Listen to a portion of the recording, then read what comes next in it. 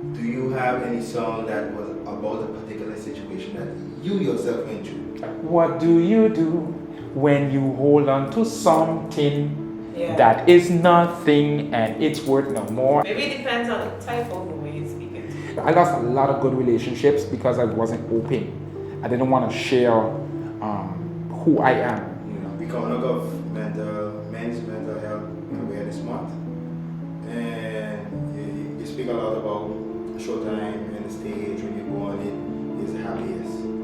I want to know who's Prince.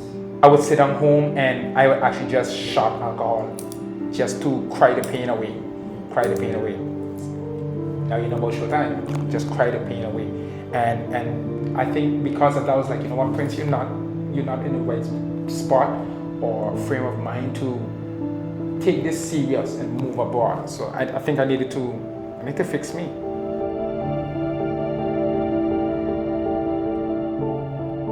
Welcome everybody back again with another episode of The Talk. Before I start this episode, I want to thank everyone for watching the episodes. Previously, I always used to mention that we was on 76%. Now we've made it down to as low as 67, 66%. So that shows that a lot of you guys are subscribing to the channel and enjoying the content. Today we have with us entertainer, a fireman, a artist. I don't want to introduce too much. I want to introduce himself. I don't know if he goes as, you give us the best nickname. I know you as Showtime, I know you as Prince, so I'll let you do the introduction. Well, first of all, thank you for having me. What's up, y'all? My name is Janelia Hassel. For those that didn't know, who never know my first name, you know it now. Janelia Hassel, better known to most people on the island as Prince, or to the entertainment world as Showtime. So, what's up, everyone? So I have a question. Sure. I know you're right at the start. Prince or Showtime? Is it that you're deciding which name, or it depends on what you're doing? It Where actually, did the two names come from? it actually depends. Prince was actually given to me by my aunt, Sharon. Hi, Auntie. She actually gave me that name, and it just stuck throughout my lifetime. Showtime. This was actually a debate between who actually gave it to me. It was between Face and Tachi. They were the ones who actually gave me the name, and that name actually came about because of my personality on stage. My character is Showtime. You know, I'm very energetic. Showtime. You know, I put on a show. You know, and that's where it comes from. It's So Showtime. so people be like, okay, which one are you? Are you Prince or are you Showtime? No, it's just a character, but I'm mostly it's Prince. Yeah. So. I could remember you, my first memory of you as Showtime itself. I could remember before that, when I was younger, they used to have the road march in the fort.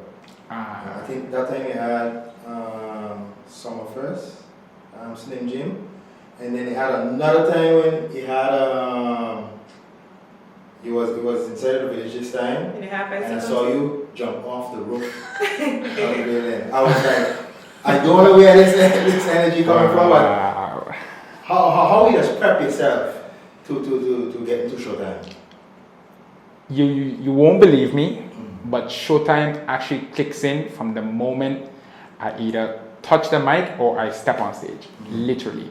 From the time that happens, any of those two happen, sometimes you get the mic on the stage, so then I step on stage first, or sometimes you get the mic before, and then I have to step on stage.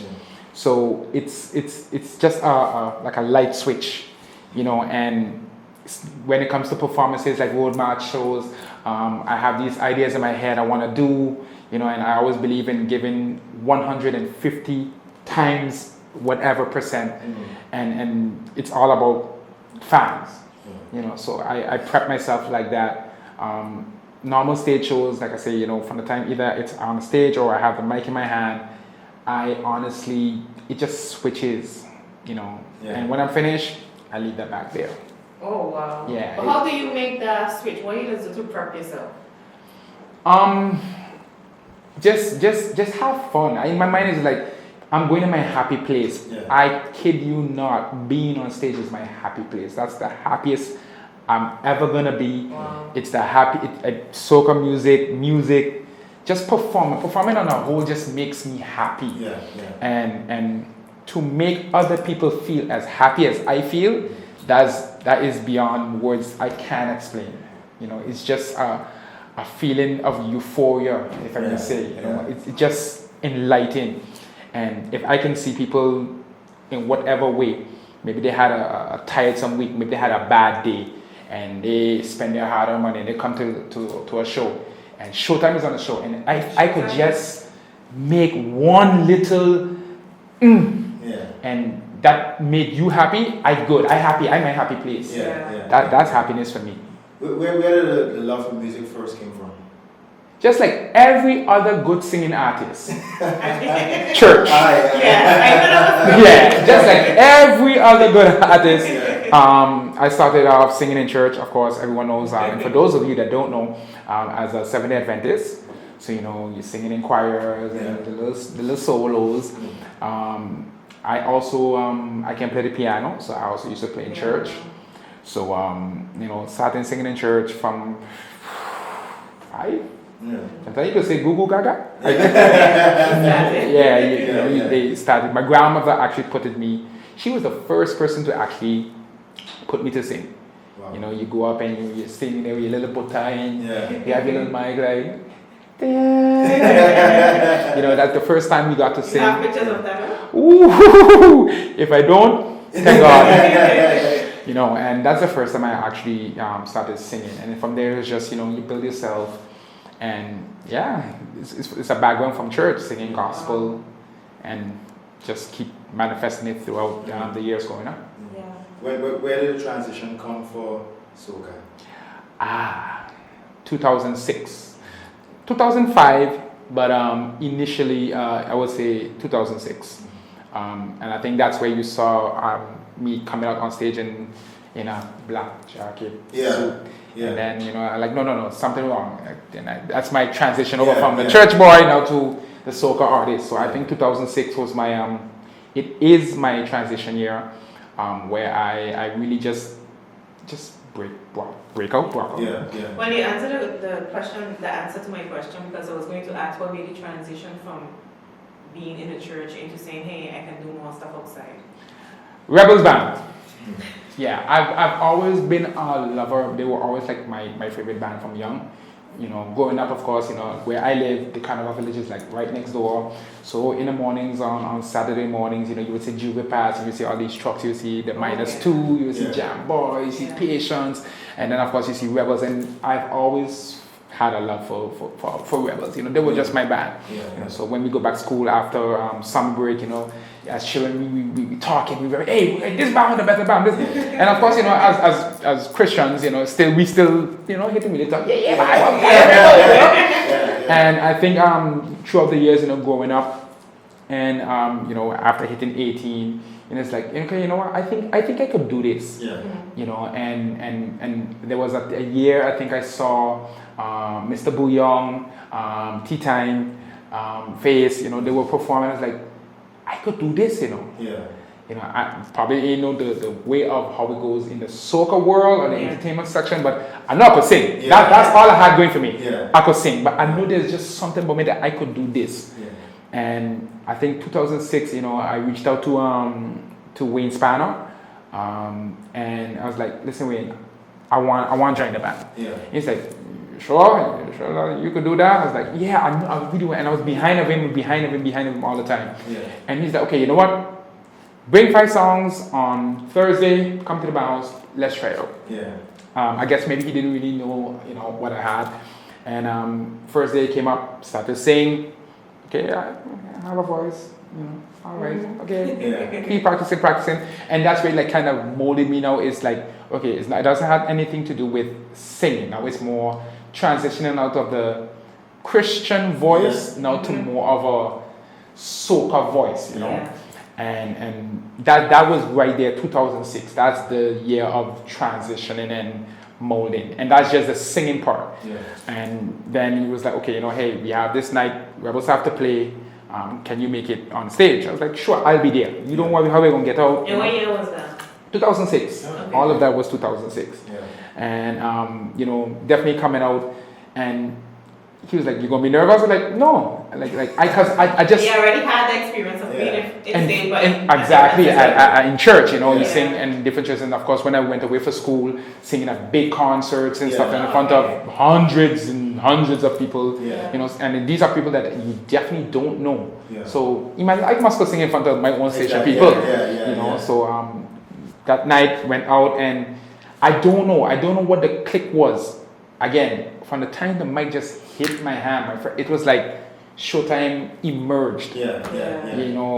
On the stage to the left, on the stage to the right, up and down, jump up, and it's from there, and first time, second time, by the third time, it's like, okay, Prince, we got to give you a name. Yeah. And up to there, like I said, we still always debated whether it was Tachi or if it was Face, but there's like, listen, you're going with Showtime. So I'm like, Showtime, like, nah, you're like Prince, I always know everybody knows me as Prince. Yeah. Like, no, Showtime, there's a real show stealer, Is the way how you present yourself, and the name just stick with me. And how was the feedback when people, know you for being in the church to know you're actually on stage doing this type of different things? Mixed feelings, mixed feedbacks.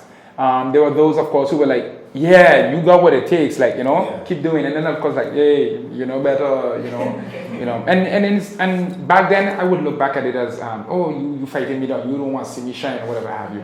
But, at the end of the day, it's your upbringing. How old were you at that time? 2006. 18, okay. 17, 18, Yeah.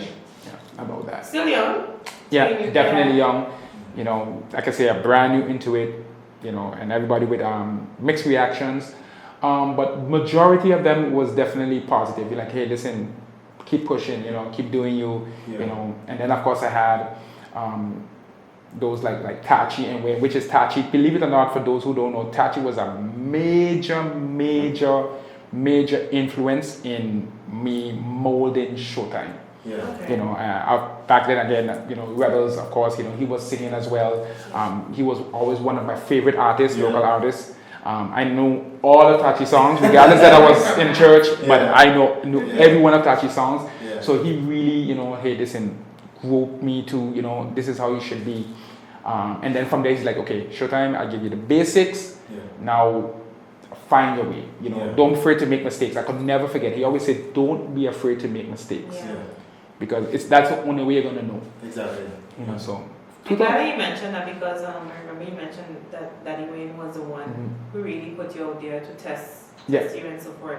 I find that was good because sometimes you just hear about him, but you don't know who the person is behind all of this, what happening. So it's good. I really find it good that you mentioned him. Believe it or not, Daddy Wayne is majority of productions you hear on the island, and the quality is him. Wayne is unbelievably a genius. I've had years where I could sit down with him in the studios and see him take nothing, literally nothing, and just go on the MPC and just start with a kick, bit. That's what you're hearing. You hear a kick, do. Walk out, an hour, come back, you hear this masterpiece. It's like, what? He's really amazing and really a genius. And when it comes into songwriting, how do you get in that mood? What inspires you to, get those lyrics on paper? Do you write? Yes, I do. Okay. Yes, I do. I do write. Sometimes I also I hire people to write because you don't want the same sound. You want like a different perspective. Yeah. But what gets me in the mood, and I'm trying to find the best words to say it because it's really funny. Yeah. People's happenings, things that happen around me, and if it's something that catches me. Yeah. Perfect example. In Love with a Liar. Everyone knows that song. I'm in love with a liar. Yeah. That is literally something that happened to someone. That they were in love with this person and they just keep lying to them. And I knew the person that they were in love with. And they always felt like I was picking up for them. Yeah. And like, yeah, you just like them. You're a liar. I say, yeah, but you can't let him go. Yeah, but I love him still. And that just stick with me. I was like, keep playing. And then again, here comes Wayne. Yeah. Sends me a beat. He just sends me like a scrap. And I'm like, okay. And then I get a text from the person. You see, we had the measurement, and he tell me that he can't make it, and just a liar. I say, yeah, but then let him go then. If you don't, yeah, I can't let go. And now the beat is in the back playing because I just got the beat from Wayne. Yeah. And I goes, okay, I'm in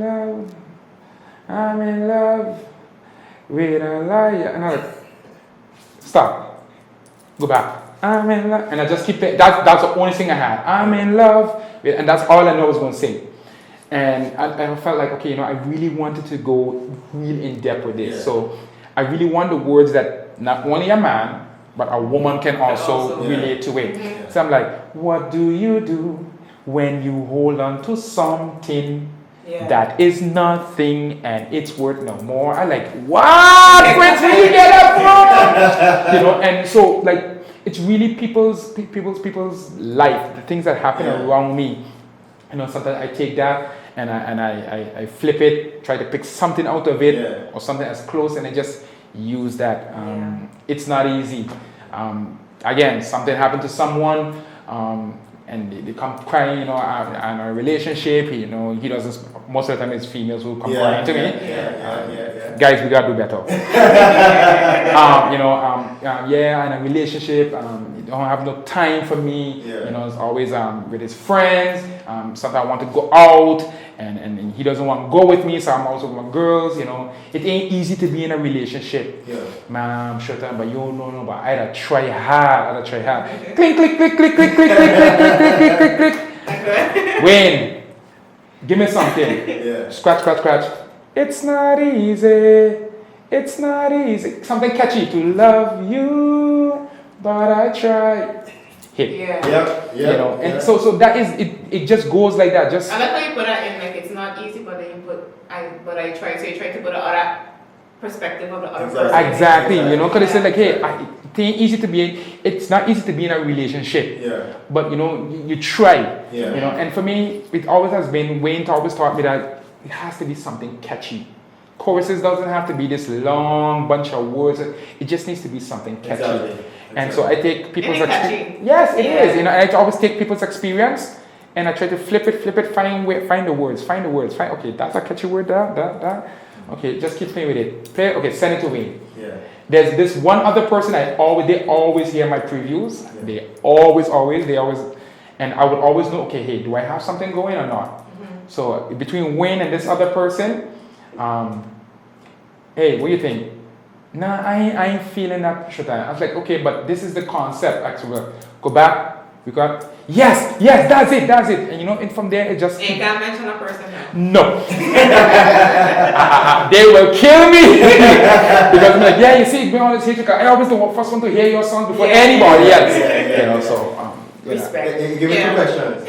2 questions to give me. Give me the question of why do you think pain does make the best music? And I have another question, because I don't want to forget the question. Do you have any song that was about a particular situation that you yourself went through? Of course. Let me start with the last one. Yes. Yes. My first groovy song, All I'm Living For. That was about, you can hear by the wordplay, it was my teenager, late teens type of crush. That was dedicated to her. And of course, it had to like kind of fix it a little bit, Wayne helped me fix it, but that was, All I'm Living For was based off a true story for me. I think that was the last time the first and the last I've ever wrote something about me. That was that song, and I think maybe that's why it's so up till this day. People say, and I tried to take that out of my repertoire so many times. They say that song is like 2007, and till this day, people like, you should you can sing Wine Baby Wine. I'm like, exactly. Okay, so you gotta put it back in. And why do I think songs with pain? It's something people can relate to. Pain is something. It's emotions is something that you can't just let go, or you can't just, hey, you see, I just got a hit again already. This is because of Jackie, no. But it's something that I think people, it's something you can relate to. Hurt is, I think, probably hurt and sadness is one of the biggest things that it's a lasting impression. So if you can make a song based off of that, and it's just something. Go back to it. Exactly, you can relate to. You don't have to say it generally, but sometimes you can even go into specific words, specific phrasing. And it hit me like, boy, yeah, I just been through that. And it becomes a repetitive, and it just sings it out. Now, that song for sure, I love that song. It's just when you go to that, like, so I think those songs that, especially pain, it's something you can relate to. And we've all been hurt. Exactly. The person that tell me they haven't been hurt, come on. Who you fooling? Don't play tough. It made me think on too that, because you see that song, the song itself, I know exactly what song you're talking about. I myself just want to hear it all the time because it's just a really good song. Why you don't then, because you want to kind of go away from that song, tap back into that hurt again, maybe, and make a next one, and then we run with a new one. If I answer that question, I'm going to bring up another question. and I can see on that side, them coming already. But hey, I'm open for it. I try to be very versatile. That's why I also try to, reach out to other writers. Hey, I have this concept, do something with that. Or sometimes say, hey, this is the beat, give me your concept. And if I vibe to it, I think definitely I would have to tap back in to to that side, because most of the time it's just based off of other people's experiences. And of course, when I'm singing, when I'm recording, trust me, if you see me, I'm very ugly when I'm singing. I'm very ugly because in my facial expressions, I try to bring out the best. So you could feel it as well. But a lot of times, even though it's someone else's experience, I try to put myself in it. Like, okay, Prince, there's this person you kind of like. What if they had do that to you? And I try to do, bring that out. Sometimes it doesn't always work. But I think I would have to definitely tap back in. I definitely have to. You say when you're on stage, you just get ugly, or when you're singing. When you're singing. Why is that? Like, what do you do internally? I don't know about singing, so you can educate me on that. Well, actually, when I'm recording, I'm the ugliest. But on stage, honestly, it's inside I tell myself, Prince, somebody came to this party, came to this fete, came to this concert with a trouble on their mind. I tell myself that every time before I leave the house. Prince, you're going, take it back, taste of the culture. Somebody went to taste of the culture, had a rough day. Somebody didn't get to finish their project at work. A student probably didn't get the result that they wanted to hear. On the way driving, somebody's car caught a flat, and now they had to go end up reaching late. Somebody came to taste of the culture wanting chicken and ribs. And when they reach, all of it done.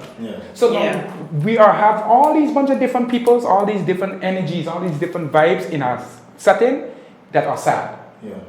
And it's my job in some way or the other for just however long I'm performing. It's 45 minutes, 30 minutes, an hour, to take their mind off of it and bring it in a happy place just like me. Because I'm happy. I on stage. I'm like the happiest. I have no cares, no worries. I ain't worrying about taxman, backsman, taxman. I ain't worrying about nothing. There's nothing. And I want whoever it is inside of that vicinity to be in the same happy place like me. And if it's just one person that I could get to be happy like me, I feel good. Even if it's a little child, even the little children that jumping up and down, they probably don't know the words. Some of them nowadays children know words for everything, But if it's just a child and they happy and they go back, Mommy, you see me in front dancing with short light? I'm happy. I'm happy because that child came here. It is happy and they leave him back happy. So you can say kind of offering free therapy.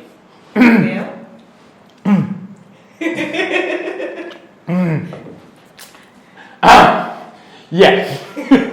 No, it's you have to find a happy place. You have to find a happy place. I found mine. You know, everyone has a spot where they can go to, where it just unwind. You know, just there's nothing that nothing can make you upset. Nothing can hurt you. Nothing can bother you. For me, it's being on stage. There are those minutes, those 45. When you see Showtime, it's like, well, look him up there, he's showing up. No, I'm not. Yeah. I'm happy. Yeah. Like, people really don't know that, you know. That is lovely that you mentioned that. Yeah, like, I think people now will probably know that, okay, that's why he like, I'm really, really happy. You block out everything. Everything. Every trouble, every worry, everything. I'm just happy. And now I want you to be as happy as I am. And that's where now you see the entertainment, the interacting. You see. That is nice. You see Showtime. Yeah, exactly. That's me. And that didn't just happen 1, 2, 3. It took some time. You know, of course, you know, with personal things that happen to you. Of course, losing my mom at a young age, on her birthday. 2 years after losing my grandmother on her birthday. Wow. You know, all these things. Losing my father a month before my mom. You know, these things, like, it boils up and it adds up. Then, like, 2014, losing my coworker Carlos Leiva, you know, someone the closest that outside of my family that I never would have thought that I would cry for. Yeah. You know, all these different things, all these different emotions. You know, it builds up. You know, and then of course life as a man, as a black guy, you know, in Statia and stuff like that, out in the world, coming from a small island, you know. Seeing things that are happening to you, getting ridiculed, people judging you, people just looking, oh, I know Showtime, who? Not me. I never, you know, all these things go in my mind. And then, hey, Wayne will tell me, hey, Prince, we're playing Saturday night by 3-1. Or Prince, we got to play in Sabre. We got to go to Belgium. All these things, take them. I don't got time to worry about that. But come on stage. And I'm the happy, like, yo, you guys have no idea. Talking about that getting chicken skin, like, I'm the happiest. I take that and I don't want to go nothing. Yeah. Because now it's like, it's a brand new start. Yeah. And hey, you got troubles? Come. Party with me. Yeah. You don't worry about it. You got my trouble? Come party with me. I can really see that because when I see you go to Holland, I think every year. I don't know. Yeah, go to Belgium. Yep. Yes. I always see like you bring good entertainment there. Yeah, you know, it's just about being happy, and I take that and I put it on a more professional level. Yeah. And so you kind of weigh it out, like, okay, being happy, but also now being professional with it.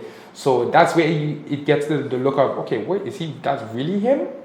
Is he really a show off? No, it's not. I'm just happy. Yeah. I'm just happy. Yeah. You know, and I had a conversation once backstage with an artist, and he told me, do what you love, but make sure people could see it.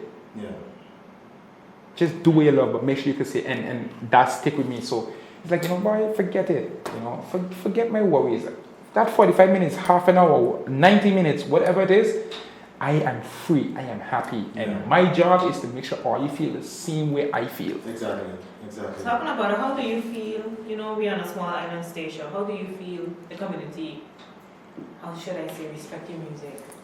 Do you feel like you get enough support? Or do you feel more can be done? I would be ungrateful if I say I don't get support from my community. I'd be very ungrateful. I have from day one, you know, people have supported me. People have told me personally to my face. People have said it via. Yeah. I've always had support, and I'm forever grateful for that. Yeah. I could never say, no, people don't support my. Yeah. No. I'm humble with that. I'm humble, and for those that don't, it gives me a reason to, okay, why? More music again. Yeah. Keep bringing it in your ear. Keep bringing it until you, man, he's so bad. Yeah. You know, I take that as a motivation. Yeah. But I would be very ungrateful to say that, you know, people don't support me now. Yeah. Who was your motivation growing up? Because I know you mentioned you lost your mother and your father at a young age. Who was your support system then? Officer Lindo. Yeah, when I was young as a child, he was my idol. You know, Yeah. I wanted to be like Butch. Yeah. You know, yeah. He for me, he had it all. You know, he had the charisma, he had the style, he had the look. You know, he just looked like the it guy. Yeah. You know, and for me, I always used to go by him. Sometimes sleep over. No, mommy, I ain't want to come home yet. Dad, my grandparents are not coming home by Butch. You know, and he also, even to this day, you know, sometimes if there's something that really as a man, which is I want to talk about it as men, we don't talk enough. Yeah. We feel like, oh, I am man, we got to hold that down. Nah, but we'll get to that. You know, I would talk to him. He would really still to this day give me advice. So he was someone that I really looked up to, growing up. And then after my mom passed away, my supporting, and that's till this day, my supporting cast is my uncle Granchi, him and my aunt Sharon. Yeah. I actually have them tattooed right here. Their names right here on my chest. From that moment, from my mom passing away till now, they are like this. Yeah. Any major decisions I don't do without talking to them. Yeah, you made me to a question because we coming out of men's mental health awareness month, and you speak a lot about showtime and the stage when you go on it is the happiest. Yeah. I want to know who's Prince. What's Prince like? If you could define Prince in a few words, how would you define Prince? You know, I'll tell you this. If you had asked me that 2 years ago, I couldn't answer. And I'm being honest. 2 years ago, I could not. I would be like, I don't know. Prince is, I guess. I would be like that. Yeah. Prince is a 37-year-old, born in St. Martin, raised majority of his life in Statia, young father of 3, profession fireman, that just wants to die with memories and not dreams. Memories and not dreams. And I'll let that sink in. Prince is a 37-year-old, father of 3, born in St. Martin, raised majority of his life in Statia, fireman who only wants to die with memories and not dreams. Really. Because what I hear about is that, where dreams die the most, if you look down by the brain ground, there's a lot of dreams down there.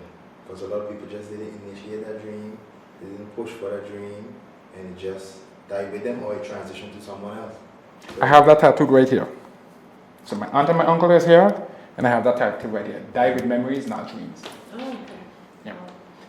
Could you imagine if I had stayed on the path of, let's say, Christianity and had never made that bold move to go down and look for Wayne at the fire department and say, Wayne, I want to make music, I want to sing.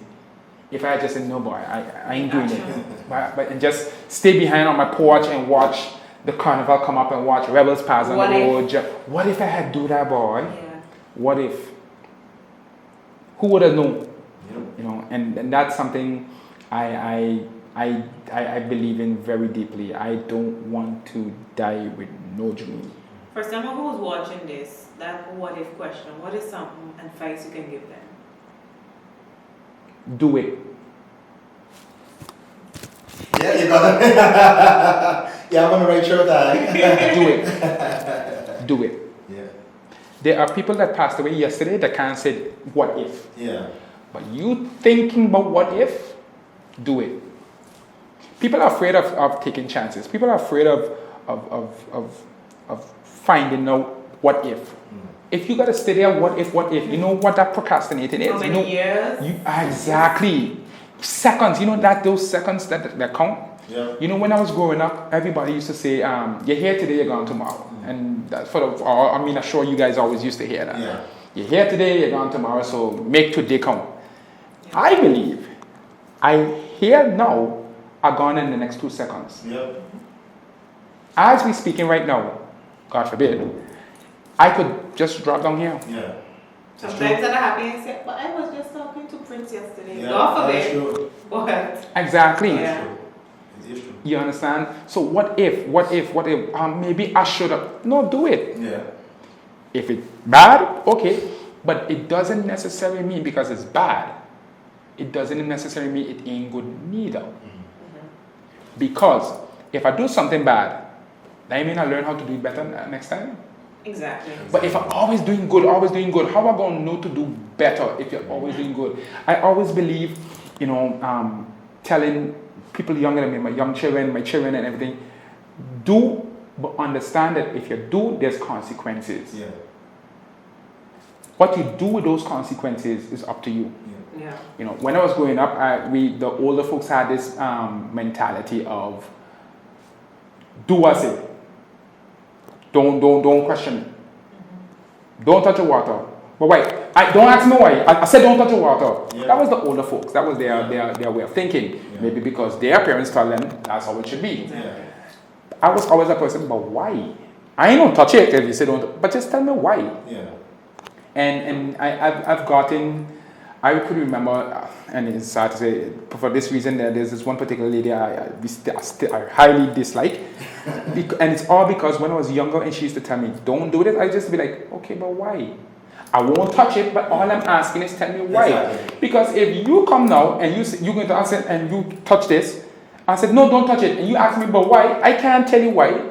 And then what the first thing is, well, you don't know why I'm going to touch it. Boom. Maybe acid on your finger or whatever. Yeah. Now, I feel bad that I couldn't prevent you by telling you why. Yeah. Exactly. And I believe telling young people now, my children, anybody, if you're going to do something, this is why. Yeah. This is the consequences. Okay? You messed up? No problem. What are you going to do about it now? Yeah. You're going to zerd about it? You're going to be like, oh yeah, I touched the cup. And yeah, I should have never done it. Okay, it done happen. Yeah. What are you going to do now? Because you touch it, that was 1 second ago. The zerding and complaining that you're doing is a whole 5, 10, 15, 20, 25, 30, 35, 40, 45, 15 minutes. Before they come to it, though. And I understand pain is something that, it's a process. Okay, but how long? Then the next day is still going to zerd about it. Oh, yeah. And then the next day is still going to complain about it. And that's time when you could have been figuring out how to better yourself. Exactly. Come on. Yeah. Exactly. It's true. Thank you for that, though. I'm sure you had a perfect Just do it. today. Just do it. Just do it, man. Just do it. Yeah. And you came from artists, but you also did MCA. Yes. And comedy as well, right? Yes. Yes. The comedy I don't do no more. I kind of phased that out. I just find it really not so entertaining like before. But I still do MCing for a particular show, sometimes shows, graduations. I just actually previously did one for a graduation. And that people always would ask me, okay, so who is that? Is that Showtime or is that Prince? I was like, actually, it's definitely not Showtime because Showtime is really... It's only for... shows, music, music. like artists. When I touch stage, that's Showtime. But I always tell people I have Janelle, I have Prince, I have Showtime. Showtime, stage, Prince is what everybody hope would know. Yeah. And then there's Janelle that is the more sophisticated MCA, or articulate, the occasion. Yeah, exactly. That's me. But I love MCing. I love entertaining people. I just love it. I love bringing them in my happy place. But all that you have, do you mentor artists or upcoming artists? Actually, yes. There are people who come to me like Shazabi. Yeah. I always tell her, listen, hey, give him a few pointers here and there. Shout out Lila KK. Yeah. She definitely went up last year singing. I also mentored her. I actually vote for her. Yeah, I vote for her. There are some other artists as well that always ask me like, hey, shout out Jaden, DJ Crippy. Okay, yeah. I hope I say your name right. He always asks, hey, how you just do this? What do you think about this beat? So I would like, give him a little pointer or two. But any artist that feels like, afraid to come to Showtime, no, I'm more than willing to help because someone took a chance on me. Yeah, exactly. Wayne took a chance on me. Tati took a chance on me. Shout out to Face. There are times when people would think like, oh no, Face is one way, Showtime. No, like Showtime, XYZ waiting about so try that. And maybe I might not do it right there and then, but like think back and like, why FaceTime is so and so for training? Yeah. Let me see. You know, some people took chances on me. You know, so I believe in giving back in whatever way I can, you know, to others. Why didn't you pursue it full time? Good question. You sound like Tachi. Yeah. I think because of where I am, Statia, it would allow me now to. I would have to leave the island, and I think I was too attached to home. I was a lot attached to home, and the years when I could have, you know, I think mentally I was not in the right place. Of course, again, coming out of losing my mom, losing my grandmother 2 years right after, that really took a toll on me. People would never see that. You know, I just used to go about my daily life, but mentally it really wore me down. Like somewhere around 2017, 18 is when I was able to like really let go. You know, just like really let go. I was to a point where I would sit at home. I mean, I'm kind of switching topics. That's fine. But I would sit at home and I would actually just shot alcohol, just to cry the pain away. Cry the pain away. Now you know about Showtime. Just cry the pain away. And I think because of that, I was like, you know what, Prince, you're not in the right spot or frame of mind to take this serious and move abroad. So I think I need to fix me. Yeah. I needed to fix me. Can I do it still? Who knows? I mean, I still make music. Yeah. Full time. Who knows? Yeah. Maybe. Just do it. Yeah. Just do it. Yeah. I have a question. If it's too much, then you just let me know. Your mom passed away. Mm-hmm. Was it a specific reason that she passed away? Was it just old age? Was it just? My mom passed away at the age of 41. I was, she made 41 on her birthday. I was at 20 at that time, 20 making 21. She passed away. She was a dialysis patient as well. She was just starting to get seizures, her kidneys were failing, and then she would like just pass out and just go in these comas for like a week or two. Oh, wow. And I think it just, over the time, it just caught a toll on her body. And I was working, and she took in again, and of course passed out. My cousin was there, so she panicked. Ambulance had to go get her again, and then I think the doctor said, okay, this time it's really not looking good. So it was happening all the time, but then 2 weeks after she would come out of the coma, catch herself, and this one time it just really wasn't looking good. So I ended up having to leave my job here. I'm working at the fire department. Go home, pack something quick, jump on a plane, go. That was the Tuesday. And by the Friday on her birthday, she passed away. That is deep on her birthday. Yeah. Wow, and then how because you say that it took you up until 2017? About 2017. What was that shift like that actually you reach over like, okay, I need to work on this? Because, and believe it or not, I only cried like twice throughout that whole period, which was when she passed away. When I first went in, I saw her, everything, okay, like touch, like maybe they're joking, okay, it's not, it's real. And then for me, it was like being a strong person. I had to be strong for the friends, the family, my grandparents, and stuff like that. And okay, then the second time when I came back in, then is when I broke down. Funeral, nothing, and I think I had an episode at work, and that was the twice. So from 2009 to 2017-ish, that's just stuff just built up, because I never really grieved. I don't know. I just had to let it go, because I realized it was changing me. And when something is changing you to something you're not, that's not good. And people are afraid, especially men, and I'm talking to the men now. Men, we are afraid to say we need help, because what it's gonna make us look like we sissies or when you were small, you get a little boo boo or you scratch your foot, parents are like, get up, stop crying, you're worse. Yeah. Now, it sounds funny now. You can laugh about it, but the Internally, long term effect that gonna have. Yeah. Now, we as men now, you get something, we suck it up. Don't because talk it was about it. trained from such. Yeah, don't cry for little things, man. Where your girl, Yeah. and it happens. And now, I hope when I'm saying this, it triggers people like, It shouldn't. why for real? It's true. We don't share feelings. Yeah. You know, I lost a lot of and I can be open about it. I lost a lot of good relationships because I wasn't open. I didn't want to share who I am. You know, and I ain't saying that to look sympathy, but it is what it is. And a lot of that just keep stacking up unto a point where 2017 I just couldn't take it no more. And I just started to powder, you know, and I would do it home, you know, because at the point I don't want to be outside looking like a drunkard. I have a job, a respectable one, of course, and then you also have, you know, young people looking up at you as showtime and stuff. So I would just drink at home, pass out. Nobody know. Nobody know. Going on. Exactly. Yeah. It just keep happening. And then, you know, I did like, Prince, you need to do something about this. You know. And even after 2017, it still would happen once or twice because I tried to suppress, like, no, Prince, that can't happen.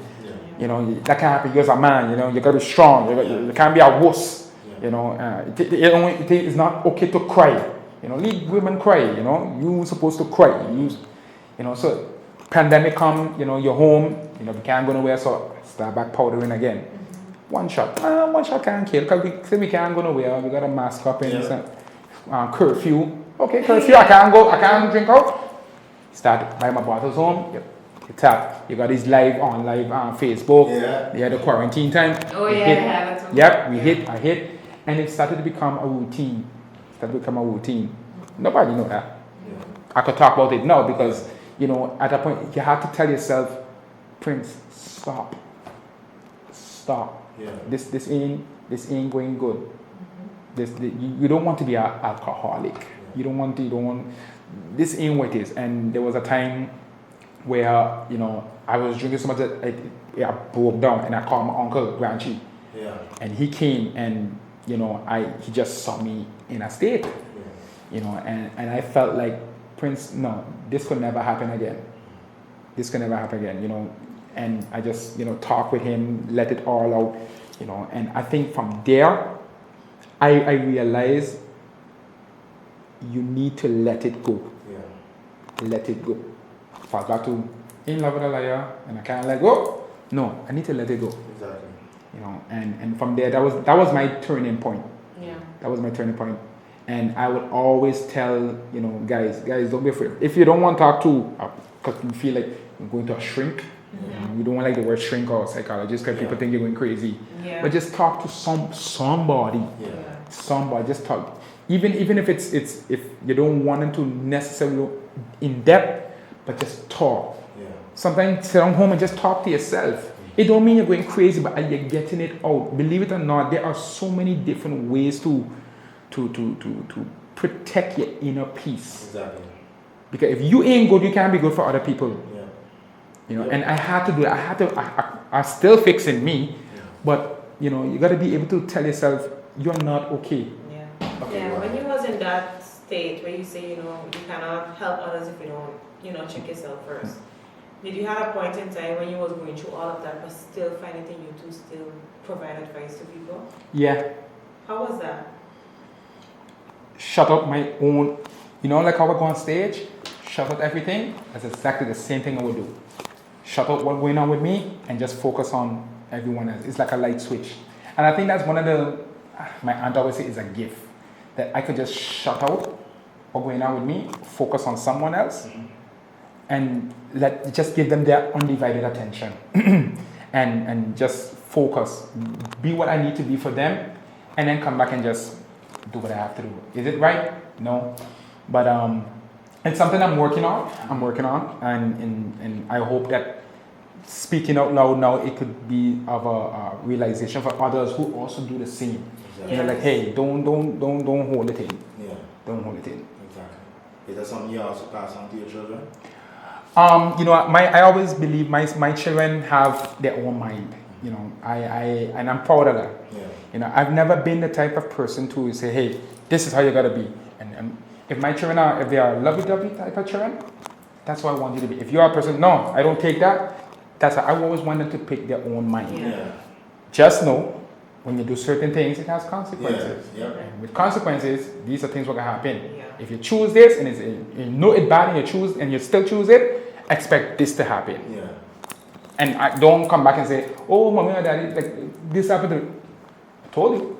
Yeah. I'm going to say, no, don't do it. If you do it, X, Y, Z. Yeah. How is it? Do you have only boys or you have girls? I have 2 boys and a girl. Okay. Yeah. So how is it being a parent? Well, my children live with their moms, so I'm a single dad, if you will call it that way. My daughter's actually coming here for summer. Okay. Yeah, so I'm really excited for that. It's different, you know, because I grew up as a only child. I was going to ask, but I didn't hear you mention anything brother and sister. No, I'm the only child by my mom's side, but I have 2 older sisters on my dad's side. Okay. Yeah, and it's challenging. It's definitely challenging. It's different, but you know, I still try, you know, in whatever ways and means. And at the end of the day, as long as my children happy, even from afar, that's all that matters. Nothing else. Yeah. If I gotta be over here to watch and they over there and they're still happy, that's all that matters. Yeah. Nothing else. My children and happiness. Yeah. So you mentioned that you have 2 children. Yeah. And all of them live with your mother. Yeah. How is it being a single dad? As a single dad, you know, I get so accustomed to it. You know, always coming home after work or performances or whatever have you. That peace, you know, you don't really have to talk. But I will say after a point in time, it gets very lonely. You know, you want somebody to kind of talk with, you know, find out how their day was, you know, sitting down watching TV or scrolling Facebook. Hey, you see about this, you know. Yeah. You know, I do miss that. I think there's a perception of that men don't hurt, they're not emotionally connected. Yeah. Yes. You know, and that's Yes. so wrong. That's Are you all incorrect. connected in a different way? You know, that's perception. Yeah. Yeah, that's perception. And believe it or not, women, and don't eat me up, but women tend to jump the gun before even finding out. Mm-hmm. Men, we honestly like to analyze. What do you mean by that? That you like to jump the gun? If I sit down here and I'm like, yeah, you know what? I don't think I like Spanish women. Mm-hmm. Now, because I say I don't like Spanish women, Yeah. maybe you Spanish, Mm-hmm. maybe you have Spanish backgrounds, and Yeah. now you're like, oh, but why you don't like Spanish? What's wrong with them? You don't get in defense mode. Yeah. Yes. But you ain't take time to say, okay, you know what? But why you don't like Spanish? Mm-hmm. Did they do you something? Were you Sometimes hurt? it's how the message is being brought across. Exactly. But now with we as men, we just say it with no intention. Yeah. Now with women, when you say something, you gotta say it with that intention. Yeah. Now for us, I mean, I ain't trying to get you in trouble. This is healthy conversation. I'm being honest, you know, Yeah, as men, we say things with not okay, because this is what we mean. We say speak why that. Yeah. But that. isn't that a preconception, prejudgment? We don't judge. No, because when you make that remark, I'm asking this, isn't it a prejudge? If I make a remark like that, it's because of something that I've probably been through. Okay. Maybe somebody, I don't like Spanish because of my mom cheated on my father. You know, it always has something that to do connecting Yes. personally. So Understand. and I'm saying all men are like this, huh? But they have those men that they when they express direct. You know, and sometimes a lot of times we get judged for it, and because of that, it's like, you know what, I just gonna keep it to myself. Yeah. Yeah. So when you ask me something, I ain't got nothing to say. And that is not something you want either. Exactly. And now it's a trickle-on effect. Now because of that now I have, I don't open up. And when I don't open up, you're just being nonchalant, you're ignorant, Yeah. and it just keep that a ripple down effect. Yeah. And we as men, like some of us, we really want to open up.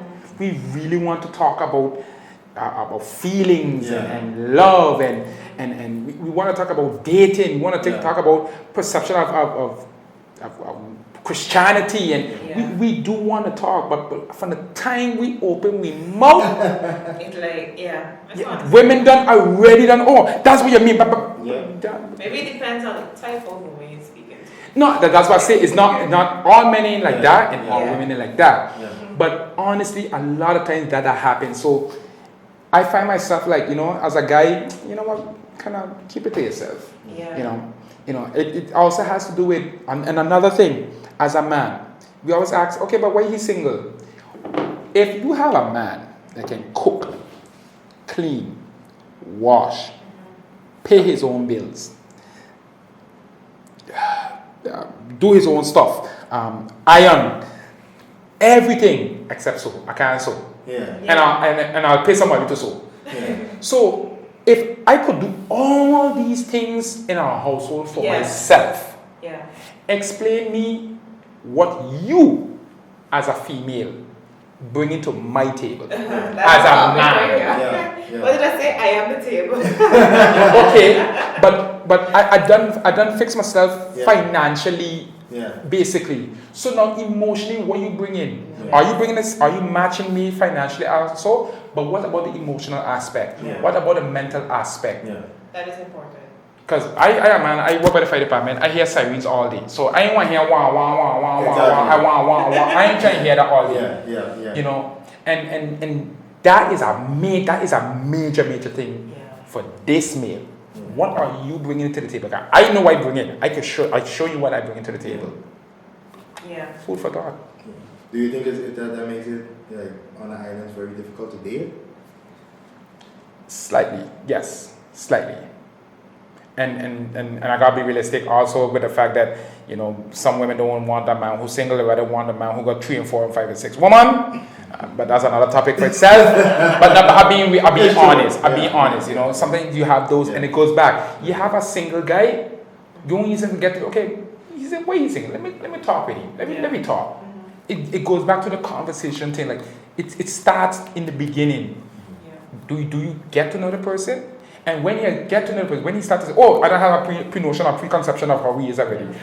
No, go with an open heart. And whoever they associate themselves with as well. Exactly. Go with an open heart. Because you'll be surprised, a lot of male out there, believe it or not, a lot of male out there are really just waiting for a chance to just open up. They're just waiting. So you're available? Yes, I am. I am available. What is your ideal? What's my ideal? I don't have an ideal. I will say this. I like women with their own hair. I'm being honest. I ain't saying that you can't have little braids and little weave. Of course, but I have a thing for women with their own hair. My mom had her hair, it was long. I just love women with their own hair. I appreciate you how you are. You don't have to do the extra dollars up. I mean, if you do it, fine. I'm going to appreciate even more.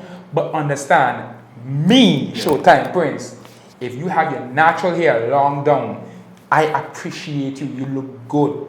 Because if I can't appreciate you natural, how am I going to appreciate you when you got on makeup? True. Yeah. A lot of men do that. They want the woman to be all marble, dolly, Instagram. But when you're home, you don't want to watch it. And then so wait, you're only with her for what? For her body, or you're with her for her mind? You're with her for her character. She builds you, does she carry you, does she invest in you, in your love, your emotions, your character? Does she? Or you only want the Instagram model? So when you say you don't have a type? I don't have a specific type, but I do have requirements. You have to believe in God. Have to have your own hair. Have to have a job. 3 main things. 3 main things. From there, it's all about give and take, compromising, conversation. You must. If me and you sit down on a conversation and it's just me talking and then you're like, I know, and then we have awkward silence. Then I gotta find a next topic, which is gonna make me kind of uncomfortable because like, okay, but right, she wanna talk about this? Okay. How that happened to you? Yes. Very awkward. On Statia? No, in Statia we don't date. In Statia we don't date. And I'm being honest. In Statia we don't date. In Statia, our dating is the definition of text you, pick up late night, we together. Or why we don't date? We think too much about what other people are going to say. I stand up and I talk to you tonight, out in the session. If I talk to you for more than 2 minutes, we good. Yeah. You go out, you're by the den, Carnival Village, somebody come across, in open area where everybody could see, you don't got nothing to hide. You talk to somebody for more than 3 minutes, or you dance with them too long, you dance with them a little too tight, you in the dealing. Yeah. You don't get chance to date. Me, I like going out with people. I like carrying out on a date. I like for us to go have dinner. I like for us to have conversations. I like for us to hey, meet me in somebody. Let's take a trip. Let's go dinner. Let's talk. Let's vibe. Let's do the whole dating before you can say, okay, hey, where do we stand? Are you feeling me like I feeling you? Yeah. People don't date in Statia no more. We don't. And I think that's something that needs to come back. Don't worry about what anybody say. If you have a connection with that person, that's you and them. It's you and them dating, not you and Princess and Rosemary and White Wall and Solana. Yeah. No. Yeah. That is a challenge on a small island for sure. It is. Yeah. Dating also, a lot of people that mix up dating and, like you say, in a relationship. You get to know the person. Dating is you're going out, you get to know the person. Maybe after the first date, they don't want to go on a date again, but it does not mean are you together. It's just getting to know the person. Yeah. And you want to do that with more than one person in order to see, okay, yeah, I feel more for this. And now you do that with more than one person. But people are going to see it already in a certain way. Oh, but he was just out with her. Exactly. And now he out with this. And then the other person gets it, and then they say, well, he checked off the list because he don't go on holiday. Yeah. No, it's dating. It's dating. Yeah, people need to understand that dating is going out to have a conversation. Okay, let me see where go. Yeah. Let's talk. And me again, I'm a conversation guy. I love to have. I love to see how other people think. Yeah. Because there's more than one way to skin a cat. Yeah. You know, your views about this. Your views about you like Florida water, blue mountain water. Yeah. No, I like Florida water, but okay, why? Yeah. Why you know blue water tastes much better when it's cold? It's conversations. Exactly. Conversations. Exactly. So now we know. Now you know. The requirements. Prince.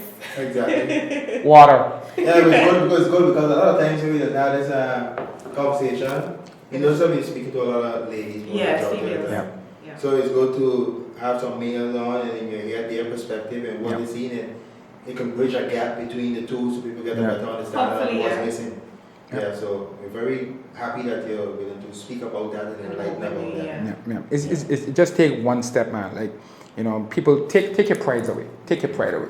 You know, hey, you like somebody? Okay, would you like to go out for a date? You know, let's go my restaurant. Yeah. You know, I like to know more about you. There's nothing wrong with saying that. There's absolutely nothing wrong. Exactly. They automatically take it as, you were the person. Yeah. I got We need to change that one. I give my question. I can remember a time when I was growing up, I didn't want to sound old on that. Man, a lot of us used to, I still do it, you still do it, dress up. Yeah. Actually dress up. Yep. To go no matter where you go in. But nowadays you don't. A shirt and slippers is kind of like. Yeah.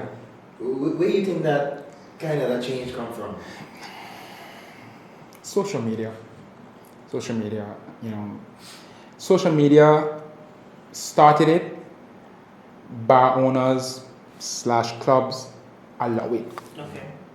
You know, and because of, if I may say, the economy, everybody want to make $1. Yeah. So you probably got $100 on you, and you got on slippers. But I know, me only you still say, come.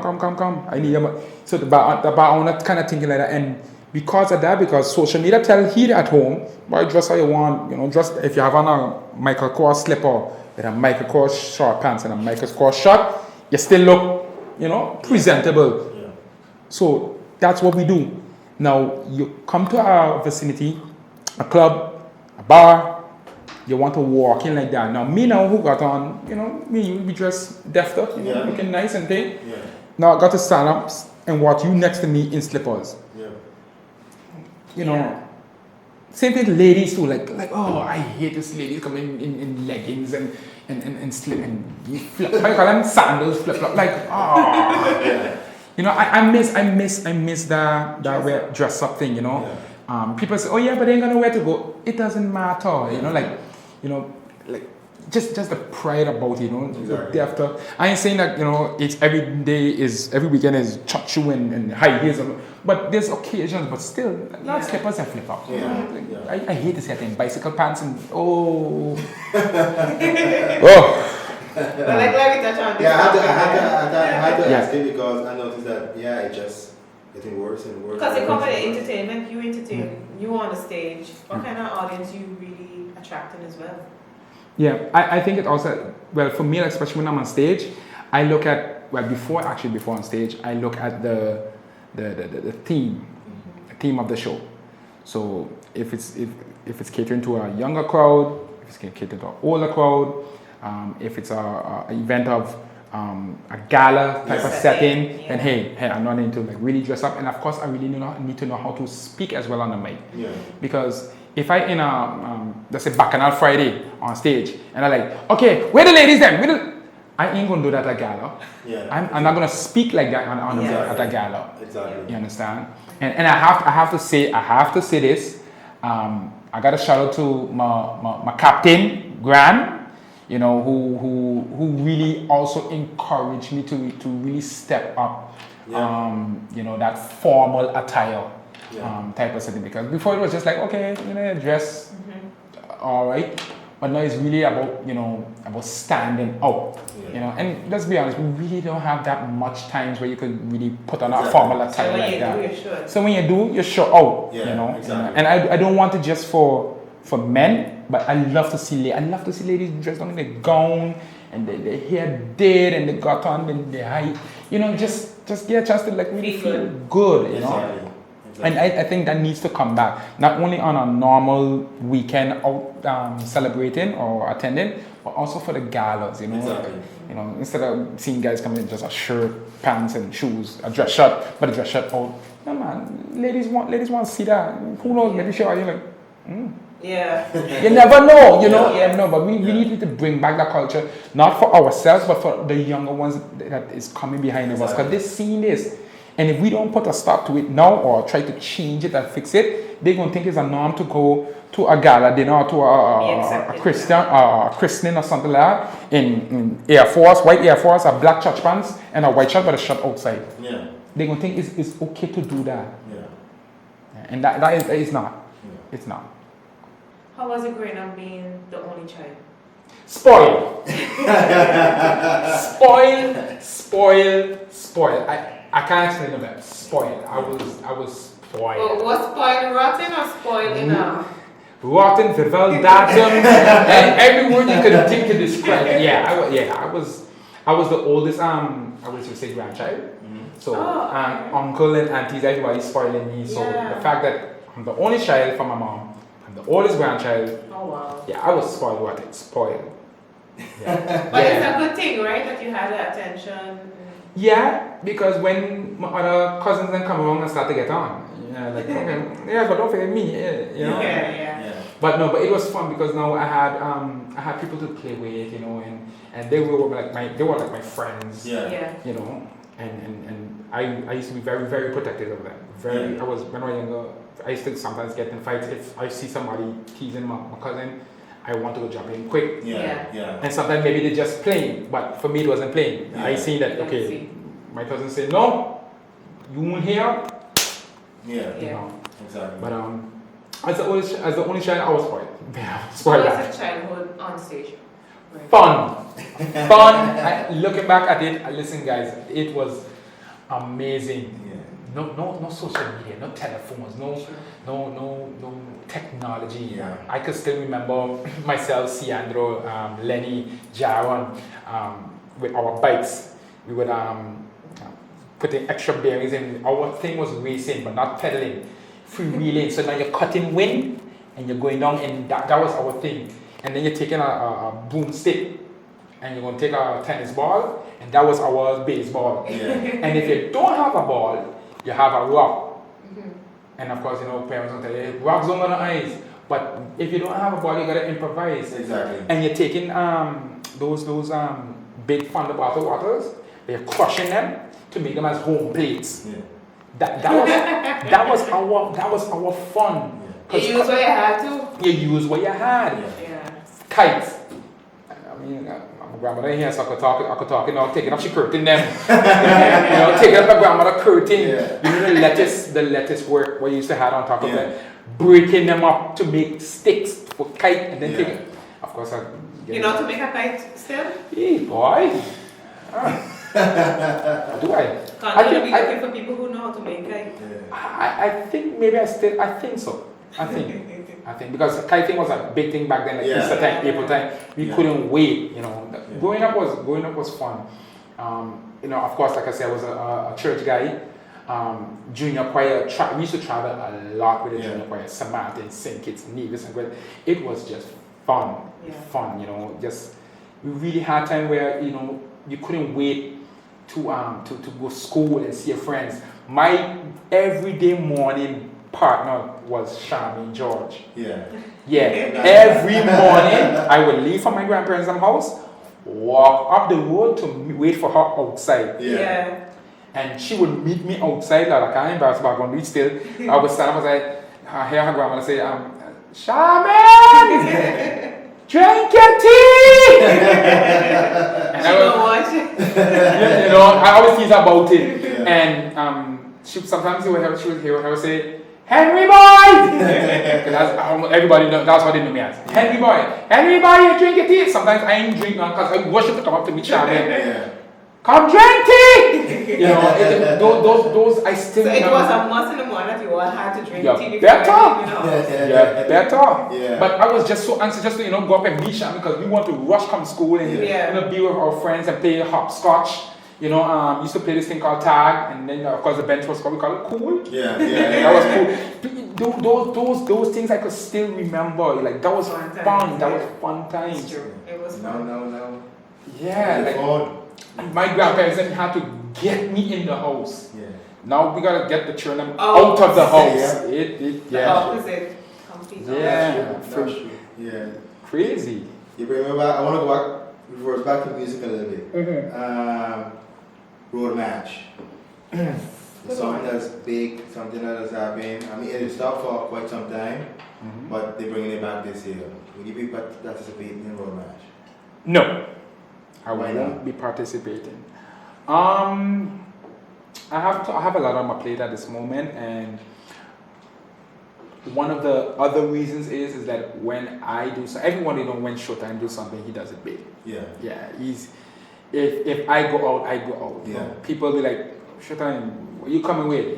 And I think other artists know that, when Showtime going on stage, you gotta stop and look and see what's going on. Exactly. I know walkover.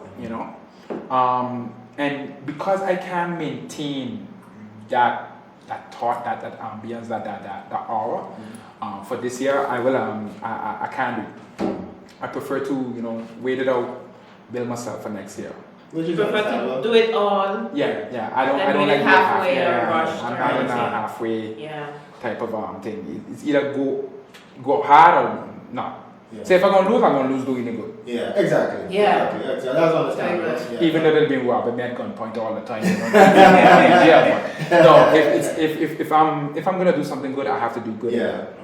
But I see we talk about mentorship in this whole episode all the time. Is there someone maybe you're not participating, but maybe you're helping someone with your match? Anyone who wants help, I would help. I'm not gonna be that.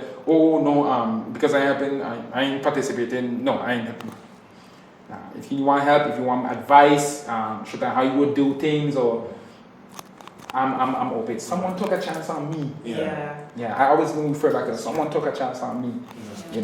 They could have been like, no, you chat boy, but they took the chance and look at where I am today. So it's good to know because sometimes you don't know that we can easily approach somebody, so that we leave it open, Exactly. Feel free to contact. And maybe think also on, like they say that, the stage and the stuff that make you the most happiest. So that does mean, would that mean to you that around Carnival time on the island is when it's just the best time for you, or? No, I won't say just carnival time because, we perform throughout the entire year. Yeah. We travel throughout the entire year, so it's just, of course, carnival is carnival. There's just something spectacular about carnival. Yeah. But from the time I have to, from the time the intro starts, like you can see me backstage, like just chilling. Sometimes I be on my phone, actually texting. I kid you not. This will be me artist. Yeah. I here, face here, phone. I mean the mic on the side here, and I'm literally texting. Yeah. Literally texting, and the intro going on, dun, da, da, pa, pa, pa, da, pa, pa. And both of us like this. Intro done, bam. First song. Da, na, na, na, na, na, na, na. I can't let go. No, I'm still. I kid you not. Oh no. I'm in love and I can't let. Light switch. Light switch. Out. Gone. Same thing for him. Light switch. Yeah. Gone. And just that is me there. Yeah. So whenever I'm on a stage, it could be just something. It could be just right here. You want me to perform for you right here, and just 3 people here sit down, and I have to sit down. From the time I sit down, the intro start. Bap. That's it for me. From the time I put the mic in my hand, that's it. Light switch. Yeah. I'm happy then. Pure entertainment. Short time. Yeah.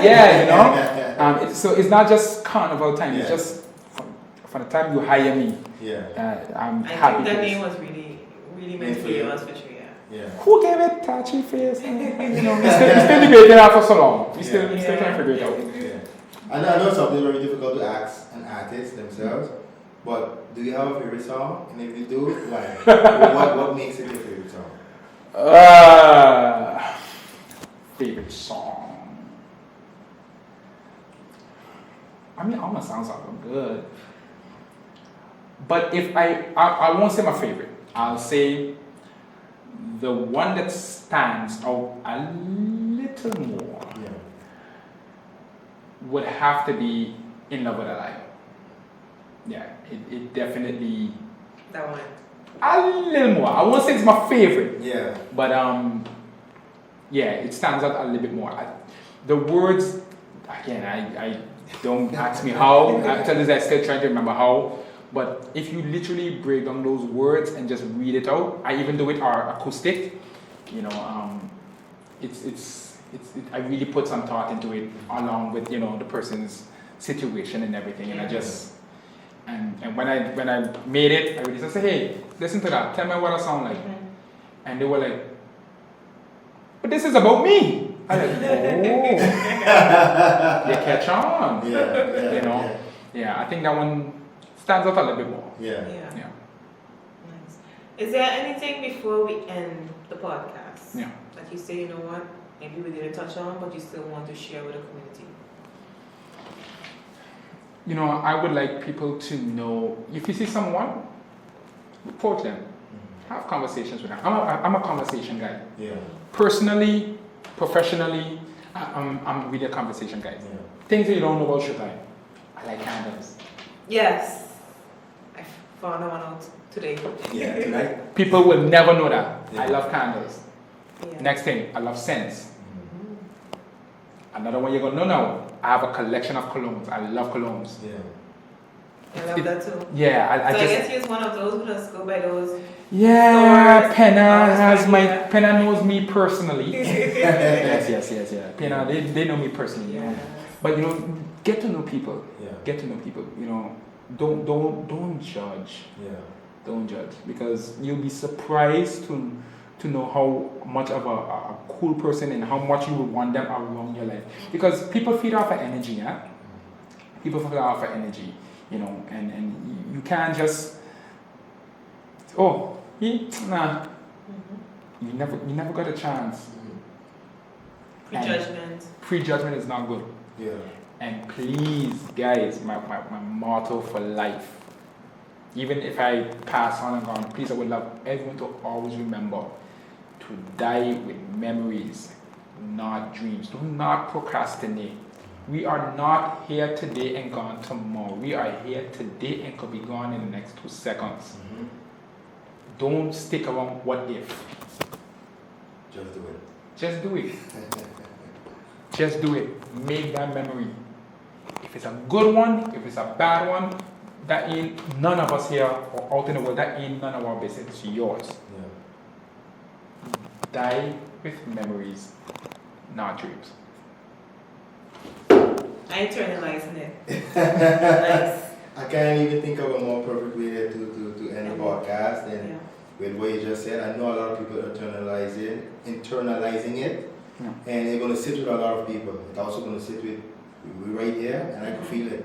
Yeah. So I'm not going to be thinking about, or when I go to sleep before I go to sleep, I'm going to be thinking about, because I just know it. Showtime, Prince, I want to thank you. Thank you for taking the opportunity to come and talk with us. For everyone that's watching this, subscribe to the channel. If you made it this far, I know you made it this far, so make sure you hit the subscribe button, hit the notification bell so you know when the videos drop each week. Like I say here on the top, check your imagery, capture the moment, watch forever. See you guys in the next episode. Bless.